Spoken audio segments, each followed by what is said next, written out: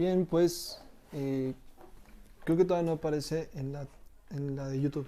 No sé si... Ya, pero ya. ¿Ah, sí? Sí. Bueno, ¿Qué le hace? ¿Quién lo puso? es que no veo los comentarios. No, pero sí jalan, mira. ¿Sí? Ah, bueno, perfecto. Pues estamos ya dando inicio a otra vez un lunes para poder recibir la palabra del Señor. Gracias a Dios de estar aquí. Tenemos un nuevo invitado, Marco que nos está acompañando en esta reunión de jóvenes. Y preparé un tema que se llama El infinito Dios, donde recordamos que Dios reinará por siempre, es nuestro fuerte libertador. Él no desmaya, nunca falla, es defensor de los débiles, es nuestro consolador. Entonces esperemos puedan disfrutar de esta alabanza y le demos gloria a Dios.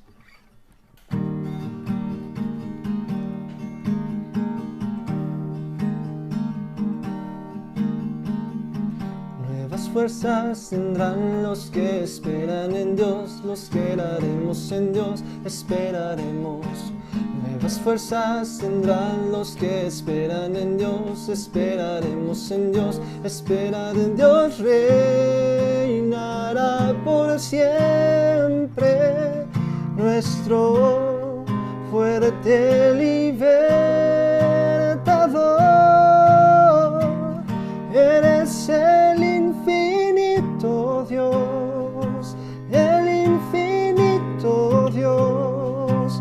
Tú no desmayas, tú nunca fallas, defensor de los débiles, nuestro consolador. Nos levantaste con alas de águila.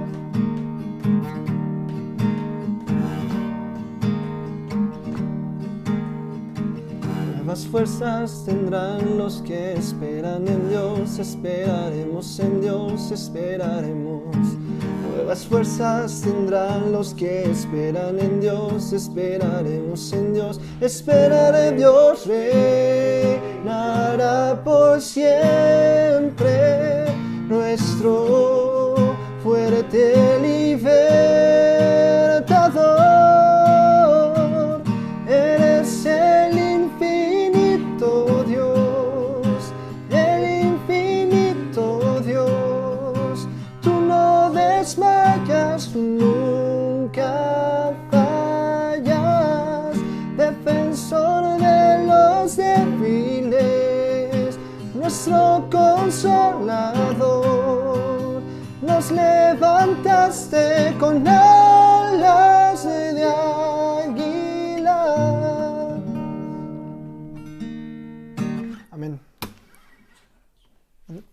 ¿Puede ser el Dios que adoramos?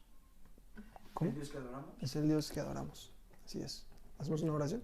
No, que si puedes tocar el Dios que puedes adoramos. cantar. Ah, no te escuchaba. El Dios que adoramos. Ok. Que si sí se la sabe. Es que no es como yo. Sí, es el Dios que adoramos. Okay. Esta alabanza se llama El Dios que adoramos. Ya la tocamos la semana pasada, pero bueno, creo que también es una alabanza muy bonita. La sacamos del repetitorio.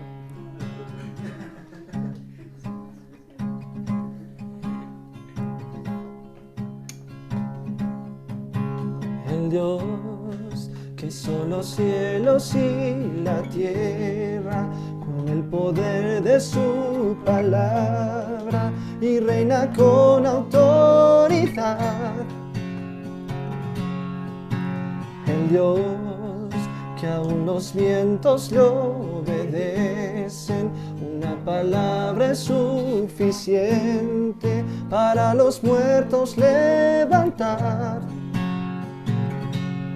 Nadie es como Él, oh gran yo soy. Tú eres el Dios que adoramos, todopoderoso y soberano, grande en misericordia y poder para salvar.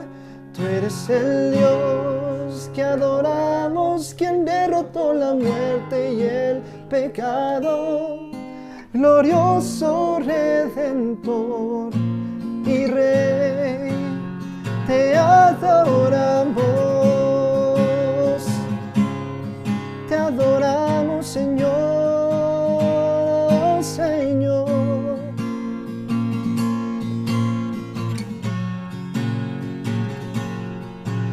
El Dios que descendió desde su trono para cargar sobre sus hombros nuestra culpa y transgresión.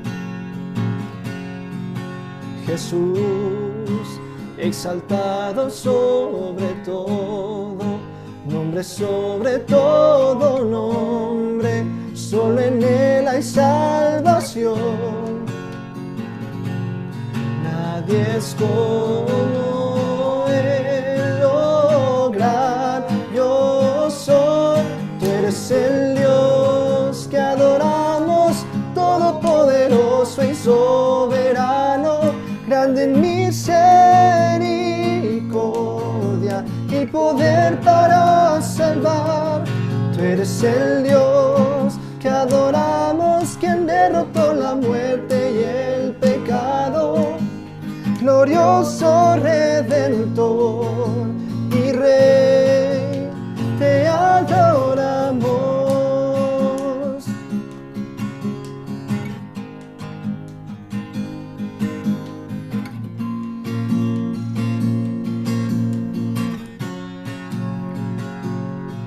A Él sea la gloria y el poder, todo es de Él y para Él. A Él sea la gloria y el poder, todo es de Él y para Él. Tú eres el Dios que adoramos, todopoderoso y soberano, grande en misericordia y poder para salvar. Tú eres el Dios que adoramos, quien derrotó la muerte y el pecado, glorioso Redentor y Rey, te adoramos.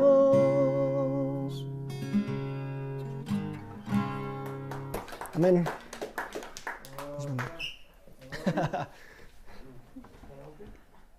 ¿Por qué no?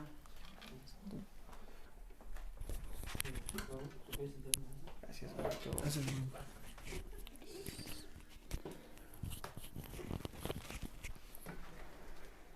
Listo. Tú eres el Dios que adora.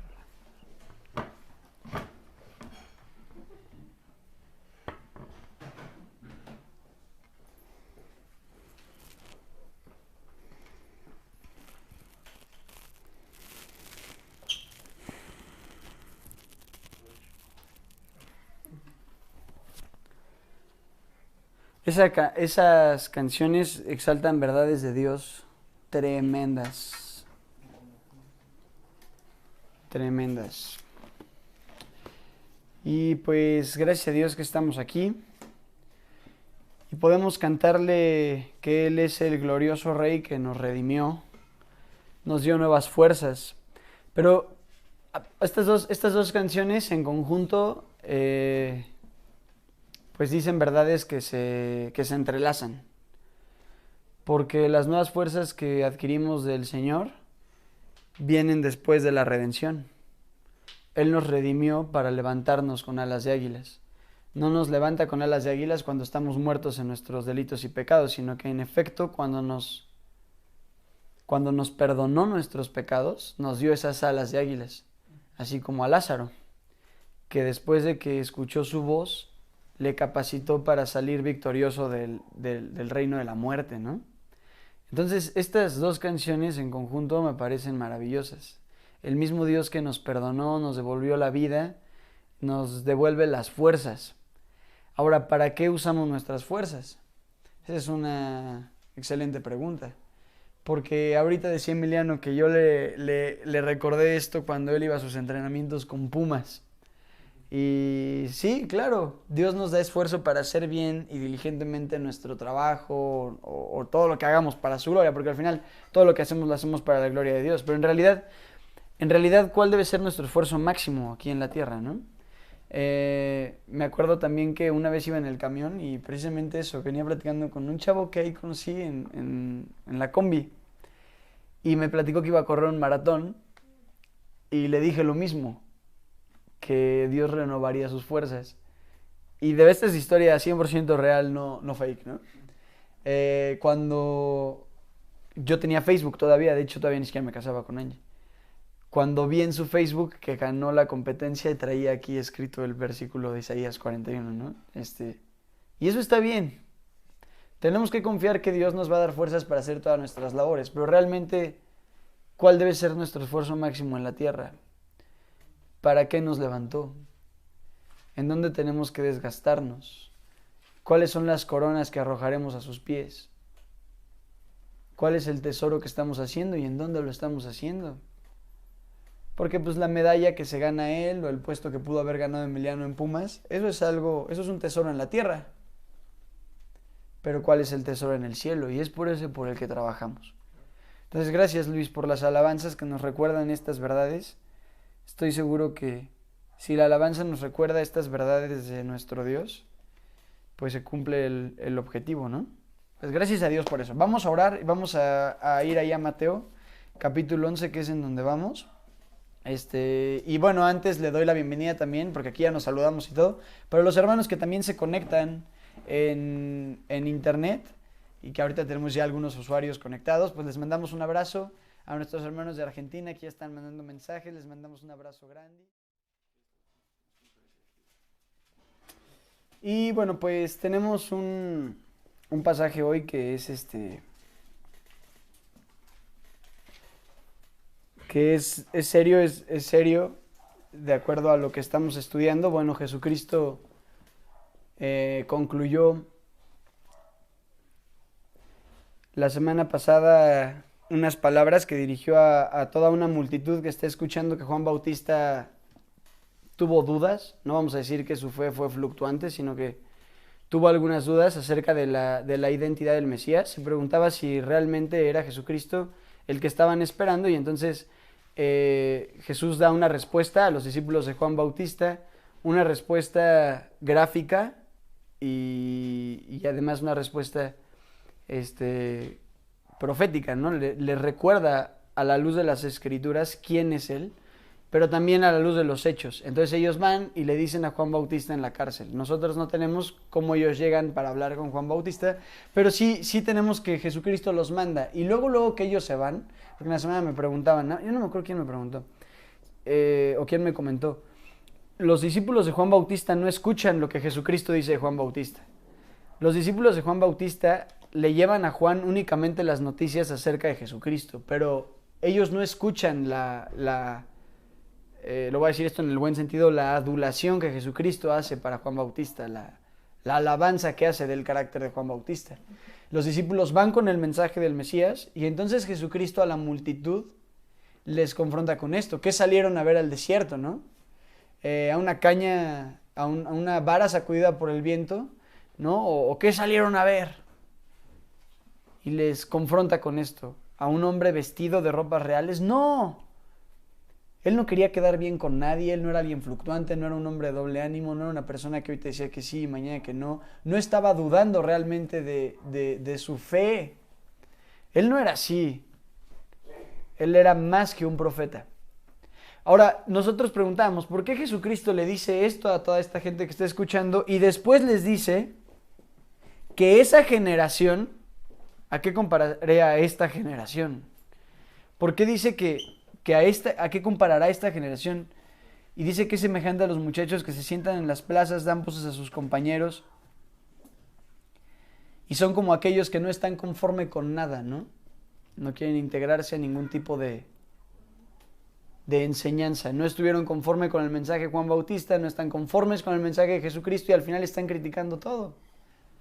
Y dice Jesucristo, de Juan Bautista dijeron que él no era profeta, de mí dijeron que soy un amigo de pecadores y publicanos, que por cierto es una nota interesante. Vean aquí lo que Jesucristo está haciendo. Dice, ustedes dicen que el Hijo del Hombre es amigo de rameras y publicanos, pecadores. Ahora, esto es bien interesante y bien importante porque he leído, incluso no nada más he escuchado, que esta es una de las características más asombrosas de Jesucristo, el que él fuera amigo de pecadores. ¿Ustedes creen que esto es así? ¿Que él era amigo de pecadores? Porque se sentaba a comer con ellos, ¿eso lo hace su amigo? Ahora, yo lo que quiero que vean es que Jesucristo tenía tal convivencia con los pecadores y estaba tan cerca de ellos para sanarlos y para predicarles el evangelio, que la gente a su alrededor, en forma de crítica, decía que era un amigo de pecadores, y un amigo de las rameras, y un amigo de publicanos. Ahora, quiero que me entiendas, y de hecho lo vimos con Emiliano cuando predicó lo de la verdadera amistad. Una cosa es la convivencia, una cosa es que el evangelio tiene que alcanzar a todas las personas, una cosa es que somos la luz del mundo y otra cosa es con quién establecemos nuestras amistades.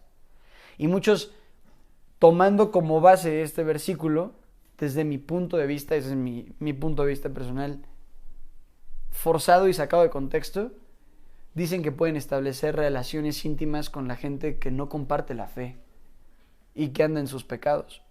Pero no es así. La Biblia es muy clara. 2 Corintios capítulo 6, no se unan en yugo desigual con los incrédulos. No, la del yugo desigual con los incrédulos es segunda. ¿Cuánto? Sí, 2 Corintios capítulo 6. 2 Corintios capítulo 6, versículos 14 en adelante. No os unáis en yugo desigual con los incrédulos, porque qué compañerismo tienen la justicia con la injusticia y qué comunión la luz con las tinieblas. Te dije. Ahora,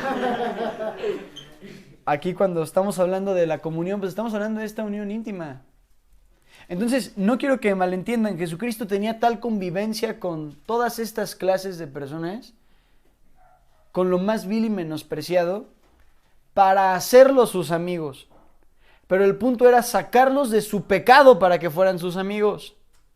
No se hacía sus amigos en su pecado. Mira, en 2 de Corintios 6:14 viene: no formen junta con los incrédulos, pero no sé si tenga que ver eso. Sí, es precisamente ese. No se unan en yugo igual con los incrédulos, es precisamente ese. 2 Corintios 6. Dijeron primero. No se preocupen. Los perdono. Entonces, no quiero que me malentiendan. Nosotros tenemos que ser la luz del mundo, somos la sal de la tierra, preservamos, alumbramos. El punto aquí es que esto la gente lo decía en forma de crítica. Por eso Jesucristo está reprochándole esto a la multitud. Están tan inconformes conmigo que en lugar de escuchar el mensaje que estoy predicando y venir a la luz para que entonces sean mis amigos, se quedan desde lejos diciendo: este hombre es amigo de publicanos y pecadores. Ahora, si Jesucristo fuera amigo de publicanos y pecadores, escucha, no habría sido necesaria la redención. Él murió en el lugar de los publicanos, de los pecadores y de las rameras para que tuvieran libertad de esa condición. No estableció una amistad con ellos ahí, sino que por la enemistad que tenían con Dios, murió en su lugar. Entonces Jesucristo va a dirigir unas palabras más a esta generación. Digamos que la revelación del juicio que Jesucristo está profetizando va siendo progresiva hasta alcanzar un cenit. Y ahora Jesucristo va a dar unas palabras aún más fuertes y más confrontadoras a esta generación. Ya les dijo quiénes son. Son personas inconformes. Son personas de doble ánimo. Es decir, todo lo que no era Juan Bautista son ellos. Ellos son la caña sacudida por el viento. Ellos son personas que, incluyendo a los líderes religiosos, quieren quedar bien con los demás y acomodarse en la sociedad. Y entonces Jesucristo procede diciendo, versículos 20 al 24, dice: entonces comenzó a reconvenir a las ciudades en las cuales había hecho muchos de sus milagros, porque no se habían arrepentido, diciendo: ay de ti, Corazín, ay de ti, Betsaida, porque si en Tiro y en Sidón se hubieran hecho los milagros que han sido hechos en vosotras, tiempo ha que se hubieran arrepentido en cilicio y en ceniza. Por tanto os digo que en el día del juicio será más tolerable el castigo para Tiro y para Sidón que para vosotras. Y tú, Capernaum, que eres levantada hasta el cielo, hasta el Hades serás abatida. Porque si en Sodoma se hubieran hecho los milagros que han sido hechos en ti, habría permanecido hasta el día de hoy. Por tanto os digo que en el día del juicio será más tolerable el castigo para la tierra de Sodoma que para ti. Vamos a orar. Dios, te damos muchas gracias por tu mensaje, por tu palabra que pues recibiremos el día de hoy. Perdona, Padre, cuando nuestras mentes dicen o hacen o piensan cosas que no van de acuerdo con la piedad, y te suplico que tú pues limpies y purifiques nuestros corazones para poder tener una conciencia limpia delante de ti y agradarte con todo lo que hacemos y decimos, y prepara nuestro corazón para recibir tu palabra, aplicarla en nuestra vida, transmitirla a los demás y dar testimonio de que estamos en ti. En el nombre de Jesús, amén. Bueno, antes de continuar, quiero pedir una disculpa porque creo que el chiste del principio fue inadecuado. Yo la verdad es que ni lo pensé mucho con seriedad, pero el de la palabra. Entonces, bueno, nada más quería decirles que fue una ligereza ahí, ¿ok? No crean que me parece gracioso lo que hizo ese sujeto ni nada de eso, ¿ok? Entonces, bueno, quiero que vean cómo empieza el versículo 20.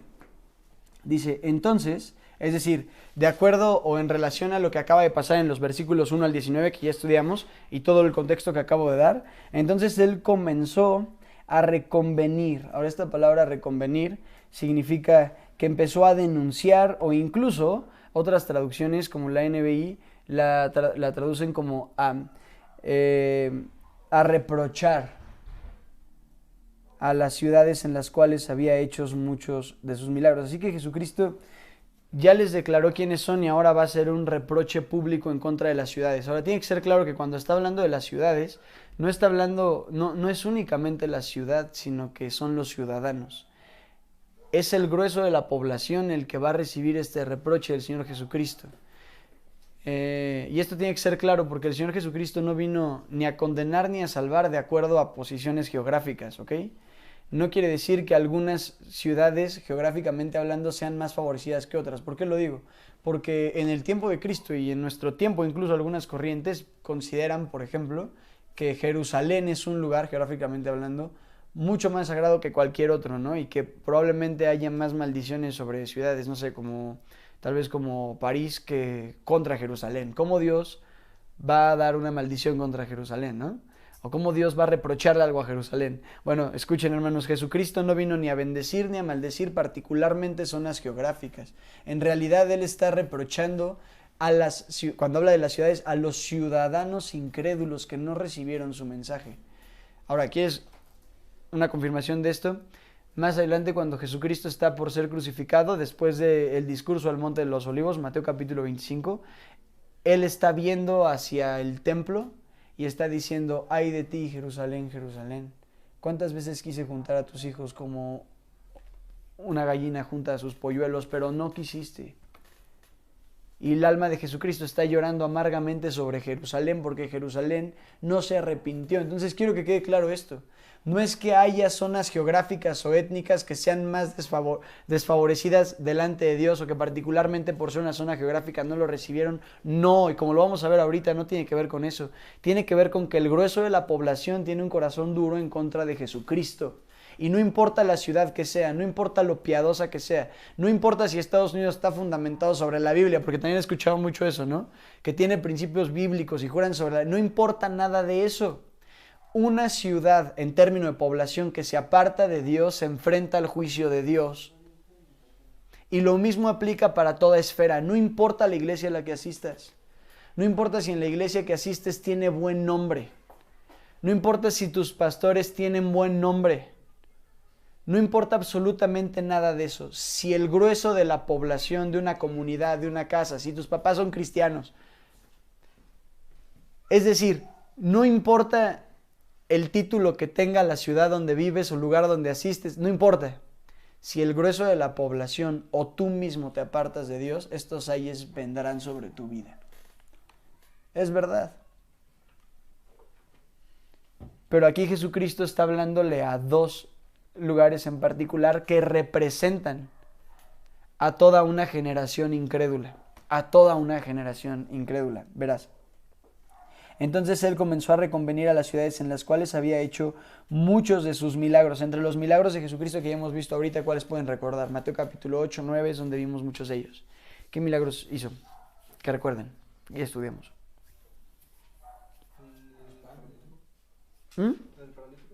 Lo del paralítico, exacto, levantó al paralítico.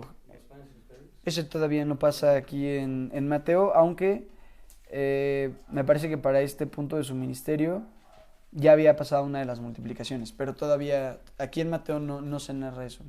Aquí hasta donde vamos, ¿no? Bueno, sanaba a los ciegos y a los mudos. Viene como nota ahí, ¿no? En Mateo capítulo 9. Sanaba en general enfermedades, pero particularmente hemos visto muchos. La bonanza, calmó la tempestad cuando estaban en la barca. El leproso, Mateo capítulo 8, cuando viene y se postra delante de él y entonces le dice, si quieres puedes sanarme, y Jesucristo lo sana.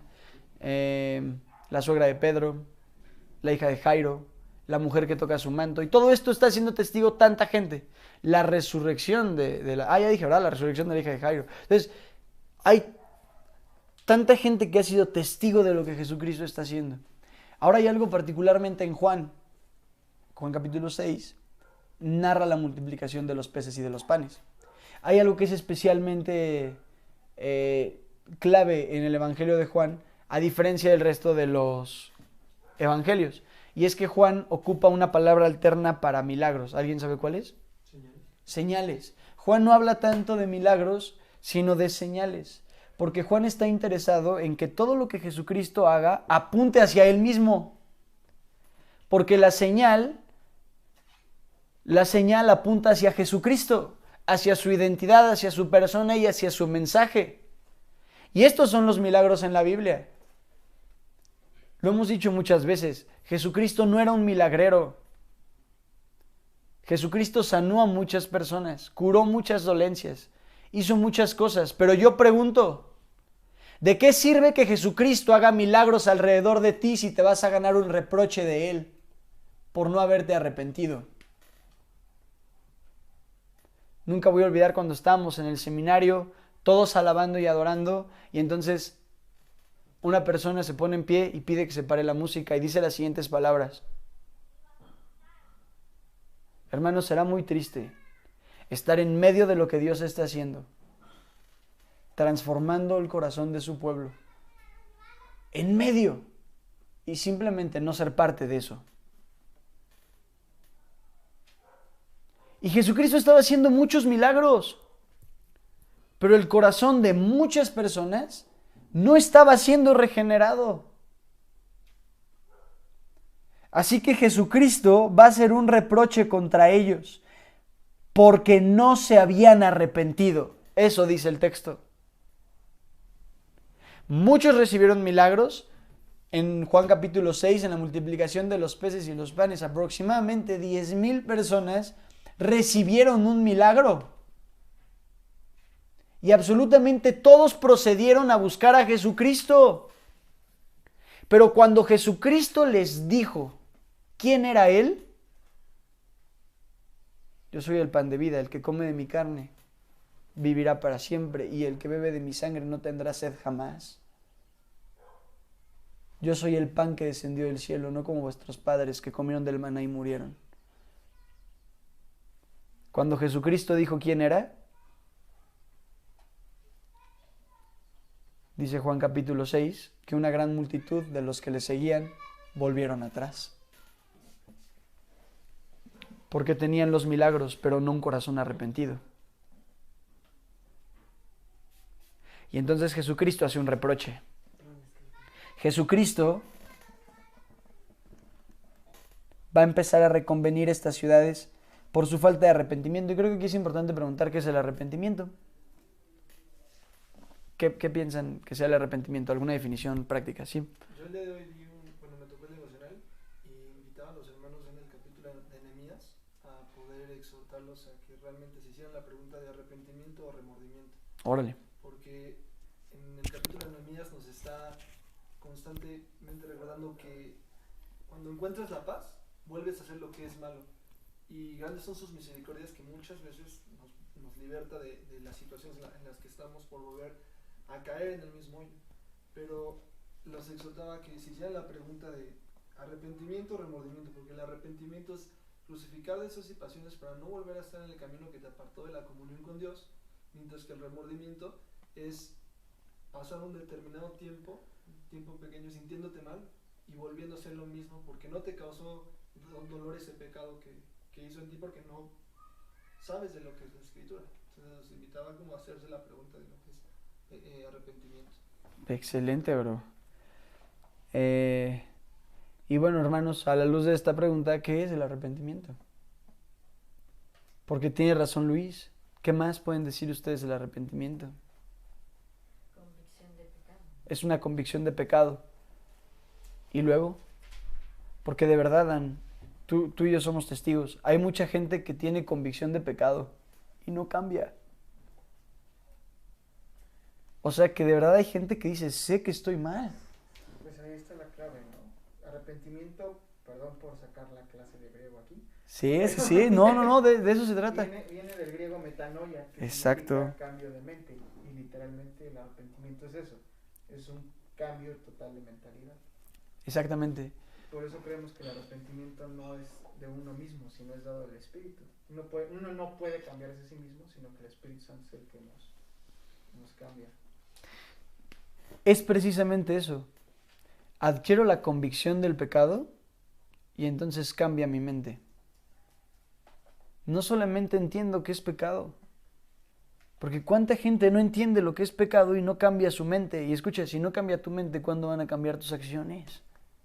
Y entonces ese es el tema con el arrepentimiento. No me gusta mucho esa traducción, es de las poquitas traducciones que de verdad no me encantan, que es la traducción del lenguaje actual. Pero me gusta cómo lo dice ahí este texto, porque la traducción del lenguaje actual dice que Jesucristo les reprocha porque no sintieron dolor y cambiaron sus acciones.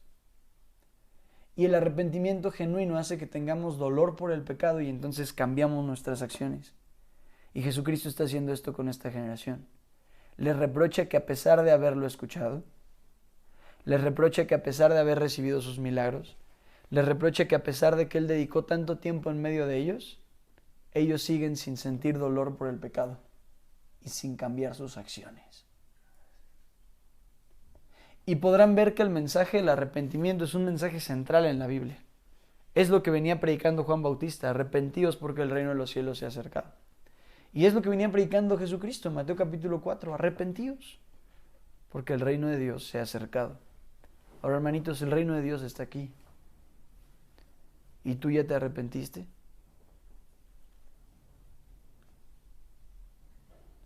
Así que Jesucristo dice, ay de ti. Esta palabra ay es importante. ¿Alguien sabe qué es un oráculo? O sea, es como alguien a quien se le va a consultar como algo, o sea, bueno, o sea, sí, yo imagino a un sabio a quien se le consulta en ciertas cosas para tomar una decisión. Así se le llamaba en la antigüedad, se le llamaba el oráculo, pero en realidad se le llamaba oráculo por lo que hacía, no tanto por quién era. Y lo que hacía era traer el oráculo de la divinidad, o el oráculo de las deidades, y era como transmitir el mensaje que la divinidad tenía para cierta persona. Es algo así como una profecía, pero el oráculo se define por alguna palabra clave. Y tenemos en la Biblia algunos oráculos. Por ejemplo, el ay es un oráculo de maldición. Siempre que encontramos la palabra ay, entendemos que viene un mensaje de juicio de parte de Dios. Pero también hay oráculos de bendición, y en el Sermón del Monte encontramos uno. Bienaventurados. Entonces tenemos oráculos proféticos en donde entendemos, esa palabra le sigue esto, a esa palabra le sigue esto. Y el profeta Isaías, por ejemplo, usaba el oráculo de maldición. Isaías capítulo 5, él dice, ay de los que a lo malo llaman bueno y de lo que a lo bueno llaman malo. Ay de los que se emborrachan y se embriagan hasta la noche y que dicen, comamos y bebamos, al fin que mañana moriremos. Isaías está diciendo, todos los que sean así recibirán un juicio de parte de Dios. Y en el capítulo 6 Isaías ve a Dios en su gloria y él dice, ay de mí, que soy muerto. Porque él ve a toda esta generación perversa, adúltera, pagana, en Isaías capítulo 5, Y dice, esta generación delante de mí es muy maldita, pero cuando se ve a él delante de Dios, dice, incluyéndome a mí, delante de Dios, ¿quién puede estar de pie, no? Y entonces hace un ay en contra suya. Y Jesucristo hace o pronuncia este oráculo en varias ocasiones en los evangelios. Hay una muy particular, ¿quién recuerda?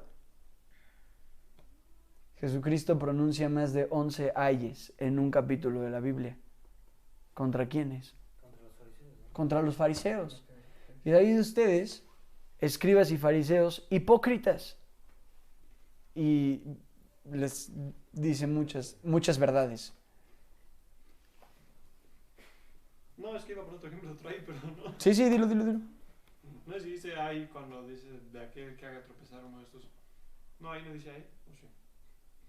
Mas hay de aquel por quien viene el tropiezo. Ajá. Mas hay de aquel por quien viene el tropiezo. También sobre Judas, hay de aquel hombre que sea para entregar al Hijo del Hombre. Mejor le hubiera sido ese hombre no haber nacido. Ey.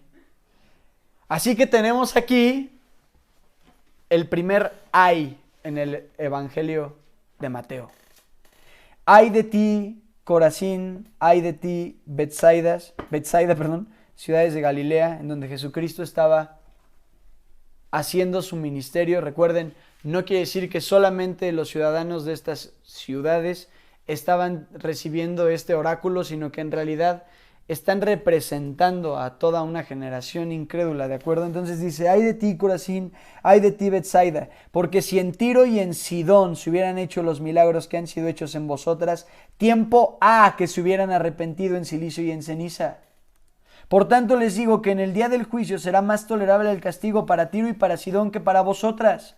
Y tú, Capernaum, que eres levantada hasta el cielo, hasta el Hades serás abatida, porque si en Sodoma se hubieran hecho los milagros que han sido hechos en ti, habría permanecido hasta el día de hoy. Por tanto os digo que en el día del juicio será más tolerable el castigo para la tierra de Sodoma que para ti. Ahora aquí menciona a 3 ciudades. Está comparando a las ciudades de su tiempo con 3 ciudades de la antigüedad. Y dice, por ejemplo, ay de ti, Corazín, y ay de ti, Betsaida, porque si en Tiro y en Sidón se hubieran hecho todas estas obras, y entonces continúa.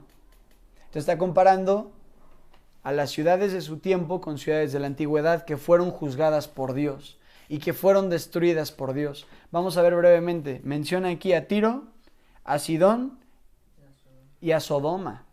Y ahí podemos pensar también en Gomorra, ¿no? Ahora, ¿qué hay de Tiro y de Sidón? Bueno, hay mucho que podríamos ver de Tiro y de Sidón. Tiro, vamos a empezar por Tiro, por ejemplo, fue una ciudad que era una ciudad amiga de los israelitas. Nosotros encontramos ahí en el relato de los reyes y un poquito atrás con David que tenían nexos comerciales, pero sucede que, Tiro era una ciudad muy importante en la antigüedad, al oeste del mar Mediterráneo, y sucede que siendo muy próspera, siendo muy rica, también era una ciudad pagana, y llegado el tiempo del cautiverio, algunos de Tiro comerciaron con los judíos. Quiero que vean lo que dice el profeta Joel. Joel capítulo 3, versículos 4 al 8.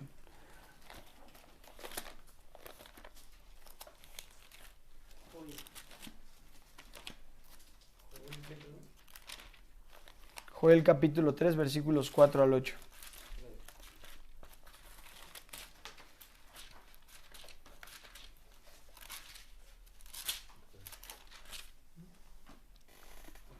Y también, ¿qué tengo yo con vosotras, Tiro y Sidón, y todo el territorio de Filistea? ¿Queréis vengaros de mí? Y si de mí os vengáis, bien pronto haré yo recaer la paga sobre vuestra cabeza. Porque habéis llevado mi plata y mi oro y mis cosas preciosas, y hermosas metisteis en vuestros templos. Y vendisteis a los hijos de Judá y los hijos de Jerusalén a los hijos de los griegos, para alejarlos de su tierra. He aquí yo los levantaré del lugar donde los vendisteis y volveré vuestra paga sobre vuestra cabeza. Y venderé vuestros hijos y vuestras hijas a los hijos de Judá, y ellos venderán a los sabeos, nación lejana, porque Jehová ha hablado. Ahora ven, ahí están Tiro y Sidón. Comerciaron con el pueblo de Dios y entonces Dios decreta un juicio en contra de ellos. Podemos pensar un oráculo de maldición en contra de Tiro y de Sidón. Encontramos algo más ahí acerca de Tiro y de Sidón, en Primero de Reyes, capítulo 16, versículo 31. Quiero que vean de dónde, ¿Cuál es la peor mujer de la Biblia desde su punto de vista? ¿Vas a decir Jezabel? Jezabel. ¿De dónde creen que era esta mujer Jezabel? Vean ahí lo que dice 1 Reyes capítulo 16. Incluso hoy en día se dice que anda suelto por ahí el espíritu de Jezabel, ¿no? Ahí andan las lonas del gobierno luego, ¿no? Una candidata, ¿quién le pone así a su... Pues tampoco no hay hombres que se llamen Judas. Yo no he visto hombres que se llamen Judas. Imagínate ponerle Judas a tu hijo. Digo, significa algo bonito. Pero... Miren, 1 Reyes 16 del 29 en adelante. Comenzó a reinar Acab, hijo de Omri, sobre Israel el año 38 de Asa, rey de Judá. Y reinó Acab, hijo de Omri, sobre Israel en Samaria 22 años. Y Acab, hijo de Omri, hizo lo malo ante los ojos de Jehová, más que todos los que reinaron antes de él. Porque le fue ligera cosa andar en los pecados de Jeroboam, hijo de Nabat. Y tomó por mujer a Jezabel, hija de Edbaal, rey de los Sidonios. Y fue y sirvió a Baal y lo adoró. E hizo altar a Baal en el templo de Baal que él edificó en Samaria. Hizo también Acab una imagen de acera, haciéndola así, Acab más que todos los reyes de Israel que reinaron antes que él, para provocar la ira de Jehová, Dios de Israel. Ahora, hermanos, vean que Acab se casa con una mujer llamada Jezabel, que era hija del rey de Sidonia, bueno, rey de los Sidonios y rey de Sidón. Pero también aquí encontramos algunas características de este pueblo o de esta ciudad. Eran idólatras, adoraban a Baal y adoraban a Asera, y eran tan fuertes sus convicciones que incluso una mujer, la hija de un rey, logró traer toda esa idolatría a la mismísima casa de Dios. La influencia fue tan grande sobre la nación de Israel que propagó el paganismo en el tiempo de los reyes. Y adoraron a sus dioses y se inclinaron ante ellos. Y hubo un vínculo, casi como entre los hijos de Caín y los hijos de Set, entre los israelitas y los sidonios y los de Tiro. ¿Y qué decir de Sodoma y de Gomorra? ¿Qué decir de Sodoma y de Gomorra? ¿Recuerdan cómo era esta ciudad? Era una ciudad terrible. Dice Dios que el clamor de ahí llegó hasta su trono, al grado que Él envió un juicio fulminante contra Sodoma y contra Gomorra. Abraham se puso delante de Dios y dijo, si no encuentras un justo en esa ciudad. Bueno, empieza con 50. No, ¿a qué? No, destruirás la ciudad aunque haya 50 justos. Dios dice, si hay 50 justos, perdono la ciudad. Y entonces Abraham lo piensa un poquito. Bueno, 40. Bueno, 30. Y así se viene con Dios, ¿no? Para que solamente saliera de ahí, ¿cuántos justos? Uno y su familia, pero una tenía el corazón en Sodoma, ¿no? Por eso volteó para atrás. Y por misericordia a Lot, Dios sacó a Lot de la ciudad, pero la ciudad era terrible, al grado que, hermanos, cuando llegan los ángeles a Sodoma, ¿qué es lo que quieren hacer los sodomitas? Abusar de ellos, violarlos, querían conocerlos. Era para ellos algo desconocido. Seguramente el aspecto de los ángeles les atrajo tanto y querían probar algo nuevo. Y vean cómo era el pensamiento de Lot, que para proteger la integridad de estos ángeles ofrece a sus hijas para que las violaran a ellas. Una ciudad atestada de borracheras, de inmundicias, de fornicaciones, de homosexualidad. Por eso la palabra sodomía o refiriéndose a los homosexuales como sodomitas, porque se aglomeró toda una ciudad para descubrir la desnudez de unos varones. Y así era esta ciudad. Y Dios les destruyó. Ezequiel 16 al 18 presenta la profecía contra Tiro y contra Sidón. Se ha cumplido la destrucción de Tiro y de Sidón de una manera milimétrica, perfecta. Estas ciudades fueron destruidas y los profetas hablaron en contra de ellos. Pero adivinen por qué fueron destruidas estas ciudades. Porque no se arrepintieron.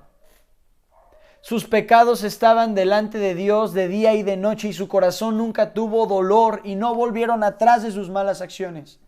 Aún Lot estaba predicando en Sodoma y le dijo a sus yernos, que venía juicio de parte de Dios, que salieran de ahí, y no lo escucharon. Prefirieron quedarse en Sodoma, bebiendo y jugando y riéndose. Cuando el fuego del juicio azotó la ciudad,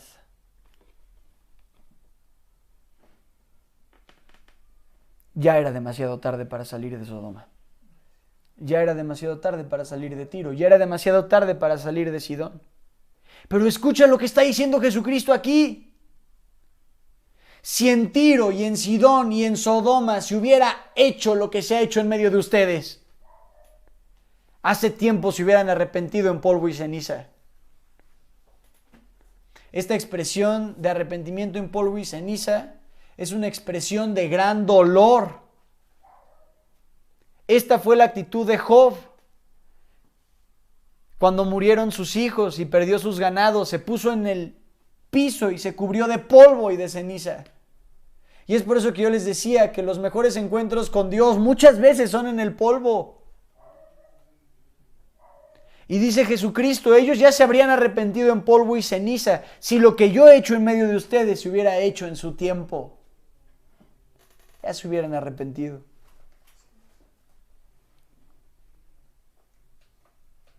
Y luego le dice a Capernaum, tú que eres levantada hasta el cielo. ¿Por qué dijo particularmente de Capernaum, tú que eres levantada hasta el cielo? ¿Por qué Capernaum es levantada hasta el cielo?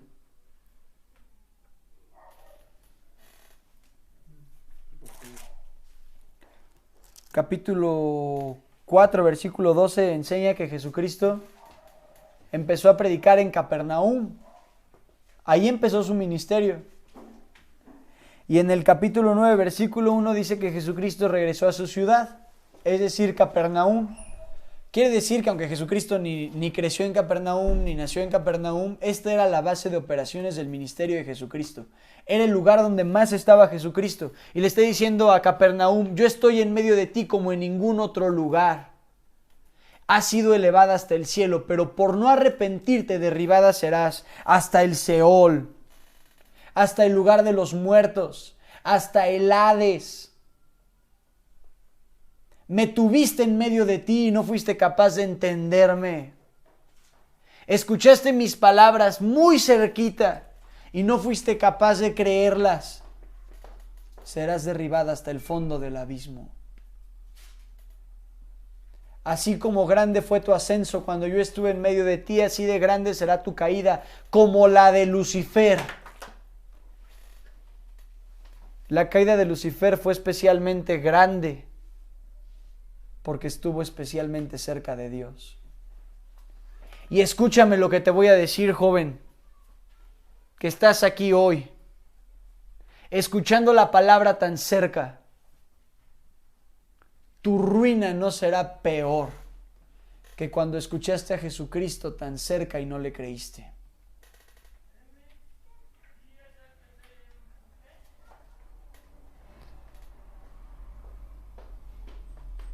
Que estando tan cerca de Él, tu corazón esté lejos.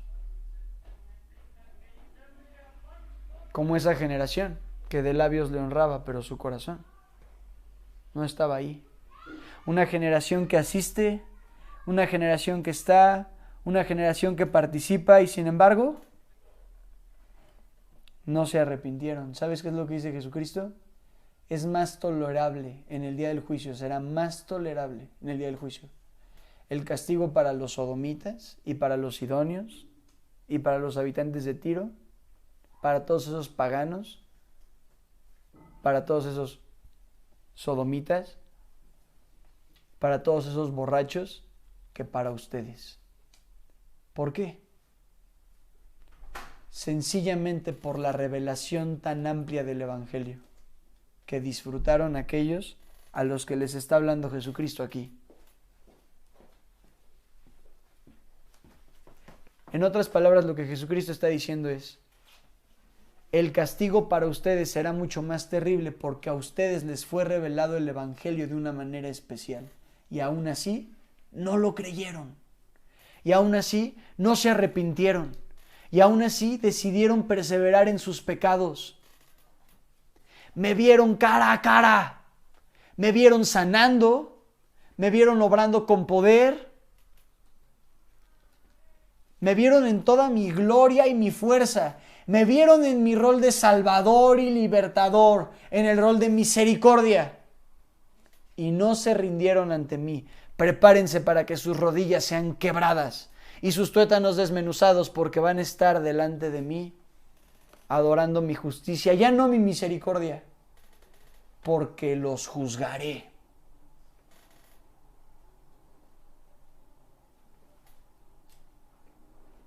Y ese día, ¿quién podrá estar de pie? Esto es lo que dice Hebreos capítulo 10.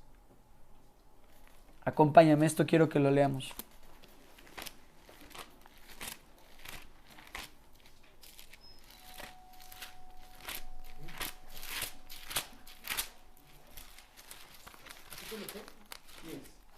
Hebreos 10.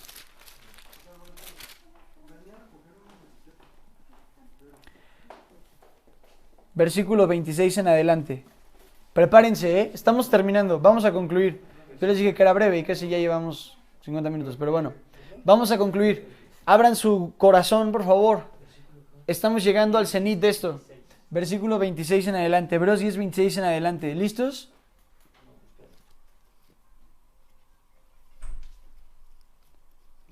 Que el Señor nos hable y nos haga entender la seriedad de estas palabras. Porque Hebreos, hermanitos, Hebreos no es para judíos. Hebreos es para cristianos. Para que los cristianos entiendan la superioridad del Evangelio sobre el orden mosaico. Y le está hablando a una iglesia, a un cuerpo de creyentes. Estas son palabras para gente que asiste a la congregación, para gente que propiamente se reúne constantemente, para gente que ha dicho que tiene un compromiso con el Señor. Estas son palabras terribles, pero es parte de lo que hay en el Evangelio y es lo que estamos estudiando. Mira, porque si pecaremos voluntariamente después de haber recibido el conocimiento de la verdad, como Betsaida y Corazín y Capernaum, ya no queda más sacrificio por los pecados, sino una horrenda expectación de juicio y de hervor de fuego que ha de devorar a los adversarios. El que viola la ley de Moisés, por el testimonio de 2 o de 3 testigos, muere irremisiblemente, como en el Antiguo Testamento, ¿no? Pero cuánto mayor castigo piensan que merecerá el que pisotea al Hijo de Dios y tiene por inmunda la sangre del pacto, en la cual fue santificado e hiciera afrenta al Espíritu de gracia. Pues conocemos al que dijo: mía es la venganza, yo daré el pago, dice el Señor. Y otra vez, el Señor juzgará a su pueblo. Versículo 31. Horrenda cosa es caer en manos del Dios vivo.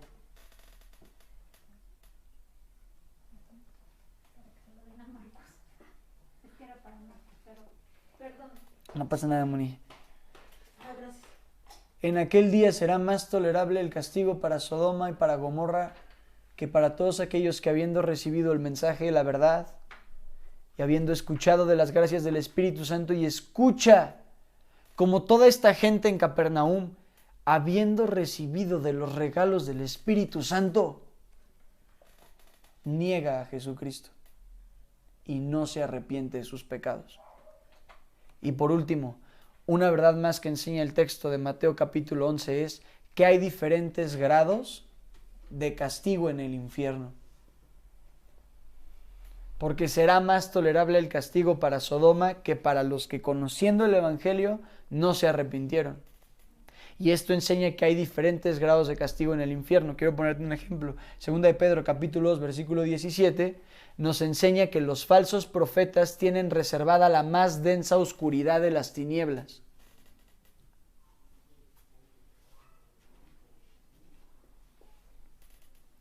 Así que los incrédulos serán juzgados, los que nunca se han acercado a la iglesia y se han mantenido en sus idolatrías y nunca han querido escuchar, serán juzgados con severidad, no cabe duda. Apocalipsis capítulo 20 es claro, se abrirán los libros y todo aquel que no esté escrito en el libro de la vida será arrojado al lago de fuego, que arde por la eternidad, pero hay un castigo peor para aquellos que habiendo escuchado y que asistieron y que participaron y que vieron, no conocieron. Y podemos hablar mucho de ese castigo tan terrible y qué lo hará tan terrible. La primera que yo diría será la incertidumbre. Cuando lleguemos a las puertas del cielo,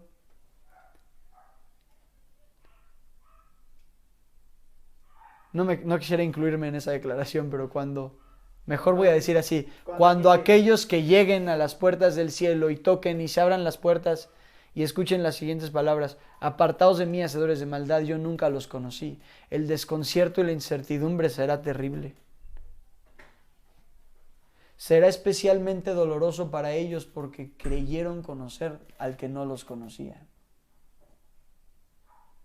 Y también tendrán un gran sentimiento de culpa por haber sido negligentes y ociosos con su vida espiritual.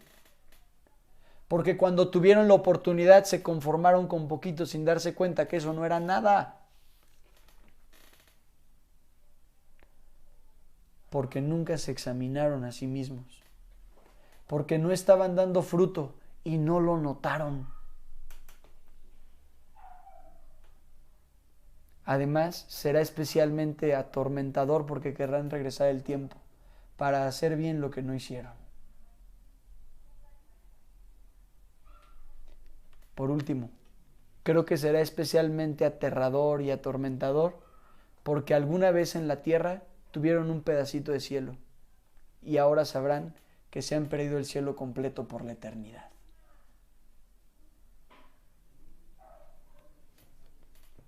Debemos tomar en serio las palabras de Jesucristo.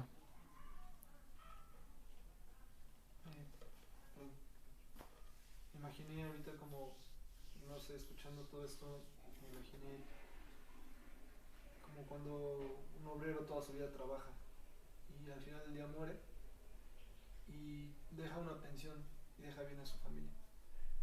Y digo, no sé por qué me puse imagen, pero como cuando alguien está trabajando espiritualmente, y qué mejor que venga el Señor y te encuentre trabajando en lo que vale la pena, recibiendo el cielo, ¿sí me explico? Que te encuentre trabajando en algo, que te encuentre en la ociosidad, o que siendo creyente y escuchando la palabra te encuentre volviendo en tu pecado y que realmente hayas tenido siempre un corazón duro. Y con lo que dijiste, las puertas del cielo me dio como escalofríos. Que recuerda que siempre tienes que hacerte la pregunta si realmente estás en los caminos del Señor. Hoy es el día de misericordia. Y dice la Escritura, hoy es el día que Jehová ha hecho, nos gozaremos y alegraremos en él. ¿Sabes por qué Jesucristo dejó estas palabras aquí? Para que escuchándolas nosotros no seamos como Corazín o como Betsaida. Para que escuchándolas nosotros con un corazón alegre y humilde vengamos delante de él y digamos: Señor, yo no quiero ser así. Acepto con gozo tus palabras y tu exhortación. Y si tú ya te has arrepentido y estás seguro de eso, dale gracias y continúa. Persiste.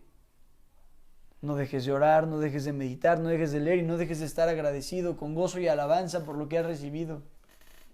Porque este juicio no es para los creyentes. Es para los que no creyeron. Así que hoy es el día de misericordia. Y como dice el mismo autor de Hebreos que mencionó estas terribles palabras que acabamos de leer en el capítulo 10, si oyes hoy su voz, no endurezcas tu corazón. Ábrelo y permite que él entre y lo llene de alegrías y satisfacciones. Porque el capítulo siguiente, los versículos siguientes que estudiaremos dentro de 15 días, porque la siguiente semana estudiamos Salmo, el Salmo con Ponchito, el Señor Jesucristo dice: venid a mí todos los que están cargados y trabajados, que yo les daré descanso. Así que hoy es el día de misericordia. Hoy es el día de acudir a Cristo. Hoy es el día de ponernos en sus manos. Hoy es el día de recordar todos sus beneficios y ponernos delante de Él de nuevo y agradecerle y alabarlo. Y si algo de esto nos hizo meditar profundamente y decir, quizá necesito arrepentirme, arrepentirnos. Porque también Juan, en donde toda la multitud lo dejó, en ese mismo pasaje, Él les dice, todo lo que el Padre me da vendrá a mí, y el que a mí viene, yo no le echo fuera. Tenemos seguridad en los brazos de Cristo. Tenemos seguridad en los brazos de Cristo. Entonces, vamos a orar y voy a pasar el micrófono para que brevemente nos compartan comentarios sobre cómo podrían aplicar esto en sus vidas. ¿Sí? Padre, te doy muchas gracias por tu palabra y por tu exhortación, porque este fue el texto que tú dispusiste para el día de hoy. Gracias porque nos ayudas a seguir avanzando en el conocimiento de tu palabra, Señor, pero mientras lo hacemos, nos encontramos con verdades que son muy alentadoras y al mismo tiempo muy confrontadoras para cada uno de nosotros. Nos hacen meditar en verdad en nuestros caminos y creo que son ejercicios muy saludables, Padre, para no ser ligeros en cuanto a nuestra relación contigo. Te suplico que fortalezcas nuestras vidas y que nos hagas conscientes de que todo lo que tenemos es únicamente por la gracia, es únicamente porque tú lo has traído a nuestras vidas y que si alguno de nosotros se siente insatisfecho, Señor, o cree tener necesidad de ti porque no te ha conocido realmente, que sea tan movido por tu Espíritu Santo para, viniendo a ti, que tenga descanso, Señor. Porque sé que tú das un descanso gratuito a los humildes, pero también veo que toda esa generación a la que tú le hablaste no era humilde. Ese fue su problema. No supieron rendirse ante ti. Y yo te suplico, Padre, que no seamos así, que nos rindamos ante ti. Tú eres el amor de nuestra vida. En el nombre de Jesús. Amén. Bueno, voy a pasar el micrófono. Esta vez empezamos, pues como siempre, ¿no? Ay. Un breve comentario, hermano, cómo lo podían aplicar, o pregunta, o si quieren añadir algo. Desátalo, amigo. Así, ¿verdad?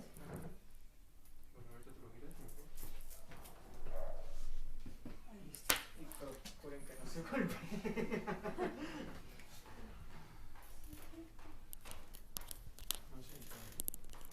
Así está mejor.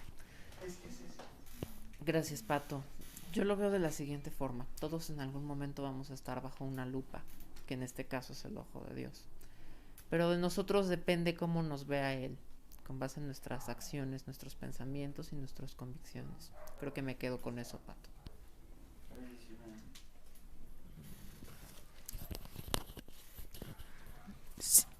Sí, siempre como que no me había puesto a pensar así de, o sea, del comentario que viene aquí en el pasaje que acabamos de ver en Mateo, que dice, Capernaum, eres levantada hasta el cielo. O sea, no sabía, o sea, sí pensaba en Capernaum, pero no sabía que el significado era tan específico para Capernaum. Pero si te pones pues a pensar, pues sí es donde estuvo más. O sea, es algo que está ahí todo el tiempo, pero que es sorprendente también ponerse a pensar, pues es que no, si un corazón por más que veas, si no se quiere arrepentir, nunca se va a arrepentir. Como el caso de, pues, del relato de Lázaro y del rico que le dice a Abraham, él estando en el infierno, le dice que si lo deja volver porque su familia no son creyentes, que para que vengan a salvación, pero dice que pues del mismo modo, si ¿cómo decía? No me acuerdo muy bien. Sí, exacto. Si alguien volviera de los muertos, no creerían. Exactamente, que si aún alguien no volvía de los muertos, aún así no creerían, si no pudieron creerle, pues, estando en, pues, o sea, es que, o sea, por más que una persona vea, si no realmente no se quiere arrepentir, nunca se va a arrepentir. Bueno, no es tanto que quieras arrepentirte, porque uno por sí mismo no se puede arrepentir, sino que no, más bien cuando tienes pues Dios te muestra, más bien ahí, pues la voluntad siempre del del hombre siempre se interpone a la de Dios, así que pues nada más hay que rendirse porque por uno mismo no, pues nunca va a querer. Exacto. Hay que rendirse a Él para que Él ponga en nosotros eso. Exacto. Exacto, Marcos. Gracias. Es exactamente como dice Marcos, añadiendo un poquito, el corazón del ser humano está completamente endurecido. Y ahora me ha hecho mucha mención, toda la semana mi mamá me ha dicho, no le des las perlas a los cerdos, viene en la Biblia. Obviamente uno tiene que seguir trabajando y orando para que los hermanos abran su corazón, pero a veces es bien difícil, como más gente dentro de tu contexto familiar, amigos, y puedes ir viendo en la calle, te das cuenta que tienen un corazón duro. Hoy me gustaría compartirles que yo me iba a cortar el cabello y sentí la necesidad, no sé por qué, con esa persona exactamente, y no me gustaba cómo cortar el cabello desde que yo era chiquito, era no, ahí no. Y hace 2 días sentí en mi corazón, se llama Lili, ve con Lili. Y mi mamá me dijo, oye, ¿por qué no vas acá? Dije, no quiero ir ahí, siento que me va a cortar bien el cabello. Y pude compartirle y me dijo, hoy lo necesitaba. Entonces, habrá personas que sí escuchen el mensaje y personas que digan, hoy es tiempo de arrepentimiento, de ponerme a cuentas con el Señor por escuchar el Evangelio. Y habrá personas que lo van a escuchar y aún así van a endurecer más y van a decir, no. Entonces, es triste y tenemos que seguir orando por eso. Se van a endurecer más, por eso Jesús dice que aún al que tiene se le dará y al que no tiene lo que tiene se le quitará. O sea, hay gente que aún escuchando se endurece todavía más. Está cañón. Así es. Tremendo, por eso tenemos que orar, porque es Dios el que va a romper esos corazones. Está en su poder, ¿no? Si Él quiere, ¿no? Bueno, gracias, Pato. Pues yo, o sea, bueno, le pido a Dios que examine mi corazón, para que así yo también pueda, o sea, no que siempre tenga como ese temor, ¿no? Y siempre su palabra como presente, para no moverme de ahí o que pueda olvidar, ¿no? Todo eso que vimos que es muy importante. Habla fuerte, pero todo eso es verdad, y eso que examine mi corazón y que conozca. Bueno, es un pasaje, pero no sé bien cómo. Corazón. Pruébame, y examina mis pensamientos. Entonces creo que con eso, y también pues donde él también decía ponerme para que las personas pues puedan conocer su palabra y se arrepientan. Gracias, Pau. Además recuerden que nosotros alguna vez fuimos ese necio, ¿no? De Corazín, de Bethsaida, que no queríamos nada con Jesús. ¿Y cómo es que de repente estamos rendidos a sus pies? Es porque Él lo hizo. O sea, piensa en dónde estabas cuando Él te rescató. Hay que confiar únicamente en Él para que haga esa obra y que nos mantenga ahí. Él es el que nos preserva, finalmente. Así que gracias, Pau. Gracias, fue muy confrontante y creo que, bueno, a mí me pasaba mucho antes de convertirme, más que querer la presencia de Dios, a mí me daba miedo el infierno, ¿no? Yo decía, yo no me quiero ir al infierno. Entonces, yo decía, bueno, hoy no, pero mañana me arrepiento, no pasa nada. Pero creo que no debemos de dejar que pase tiempo para el arrepentimiento, porque nosotros no tenemos control de nuestra propia vida, sino solo Él. Entonces yo me quedo mucho con que para arrepentirse es hoy, es ya, porque se van los días, se van las horas, se va el tiempo, pero si no nos arrepentimos llegará el día del juicio. Entonces creo que sí es muy confrontante y que, como dice mi hermana, todos los días tenemos que examinar nuestro corazón y dejar a Dios que lo examine, porque sin duda a veces estamos tan ciegos en nuestro pecado y pensamos que nosotros tenemos control de nuestra vida. Entonces pues yo me quedo con eso. Muchas gracias, Pato.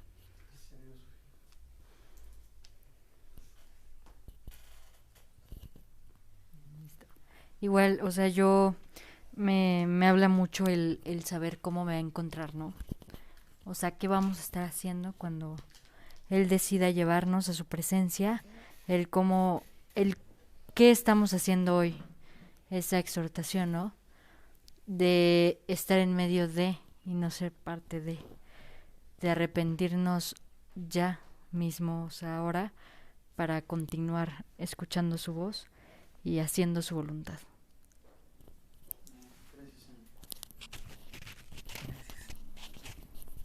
Bueno, pues yo me quedo precisamente lo que ustedes ya dijeron, sobre todo para no extenderme. Ya saben que yo no soy experto en eso.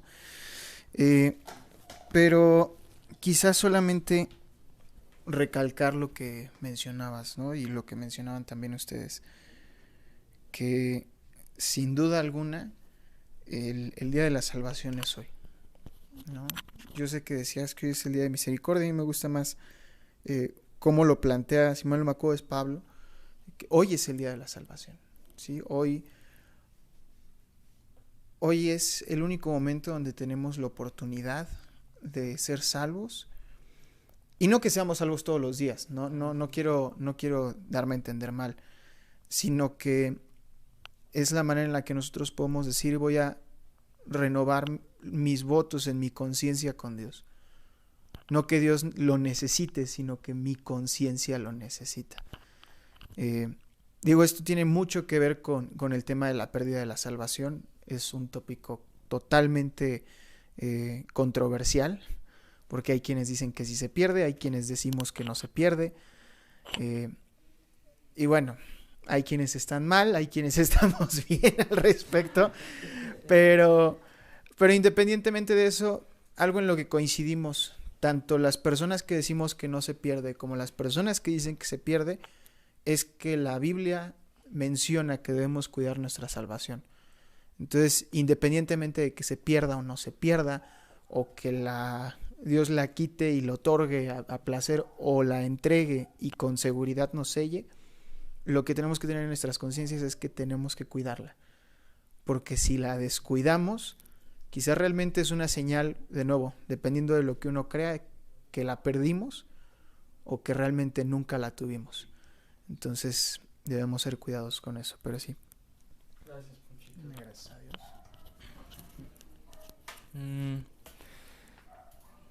Bueno, es muy importante siempre pensar en dónde estará nuestro juicio a futuro. Sin embargo, también lo veo en el ahora, en esta parte de qué mundo quieres vivir, si en el mundo donde está dominado por el diablo o el mundo donde está gobernado por Dios. Y vivir a esta edad, no importa qué edad, pero vivir el reino de Dios aquí, ahora, no hay palabra, pero podría decir es impresionante, ¿no? Es increíble, es un gozo que solo de forma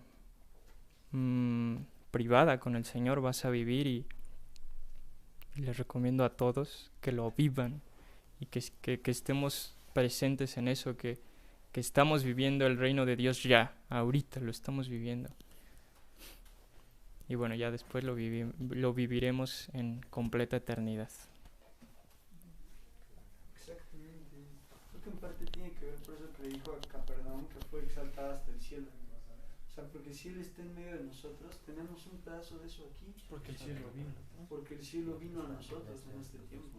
Sí. Gracias, Marquita. Gracias, Marquita.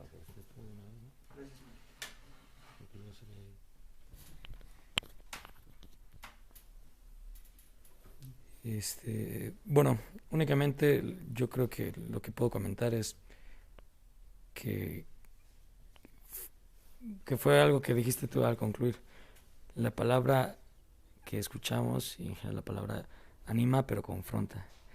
Y de hecho yo me quedé con esas palabras y dije, no, tal vez sería al revés, mejor decirlo. O sea, como que confronta la palabra, pero también anima.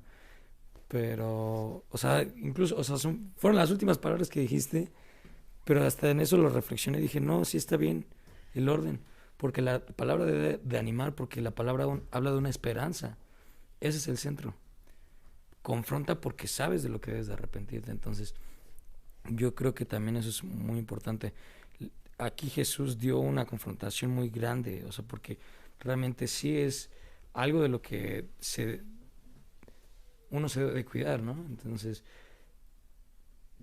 una debe de arrepentirse, obviamente con todo el contexto como lo mencionó Marcus, que no es que el ser humano no sea capaz de hacerlo solo. Pero lo que voy es, creo que no hay tanto peso cuando tienes ese ánimo que es la esperanza, que es Jesús. ¿Sí me voy a entender? No puedes arrepentirte por cuenta sola, sino por Cristo Jesús. Y a pesar de que la palabra sea tan confrontante, no te desanima, sino al contrario, tiene más poder el ánimo que la confrontación, ya que tienes a Cristo. Y creo que eso es lo que debe de hacer, como la pila para toda nuestra vida, tener a Cristo. Pero bueno, eso es todo.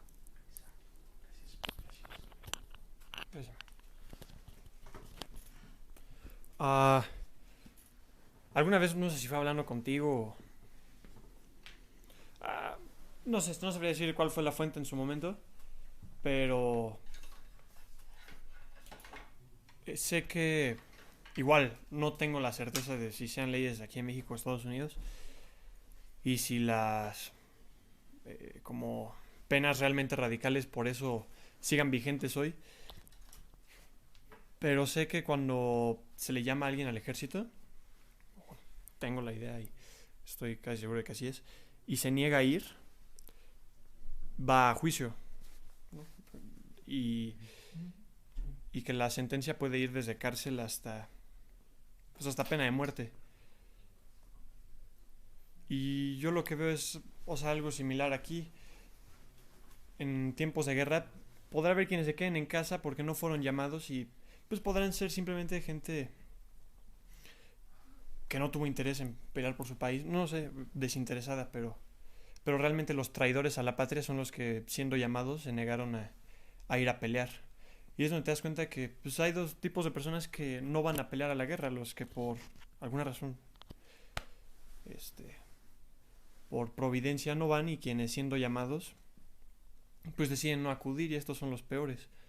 Cuando vemos en la Biblia, todos los que en el caminar de Cristo pues lo lastimaron, lo hirieron, lo crucificaron, Barrabás, cuando vemos a Barrabás, el criminal que dejaron ir libre, a los fariseos, hay pocos nombres que realmente memorizamos, pero el que todos conocemos es el del hombre que, estando con Jesús, lo traicionó. O sea, realmente todo un pueblo pidió a Jesús, pero hubo uno a quien recordamos, y es a Judas, porque fue quien, estando con él, lo entregó. Y es que esos son los peores, o sea, los que, estando junto a Cristo, lo entregan. Como dice Hebreos, pisotean su sangre. Porque alguien del mundo simplemente es un desinteresado, o alguien que vive su vida porque ama su vida, pero alguien que, conociendo a Cristo y no le sigue, es un traidor, es alguien que más que ignorar,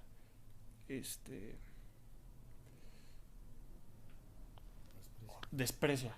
Esa es la palabra, desprecia. Más que ignorar, desprecia, no valora.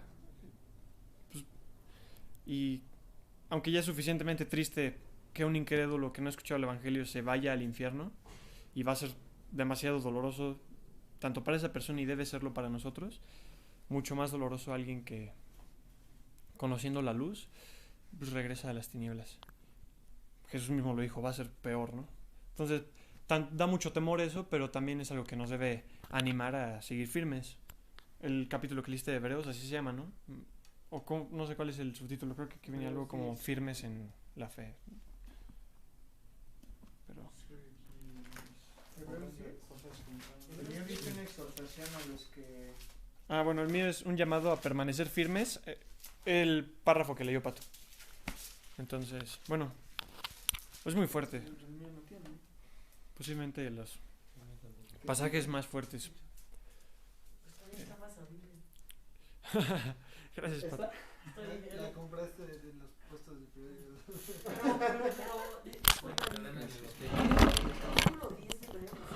Sí, del 19.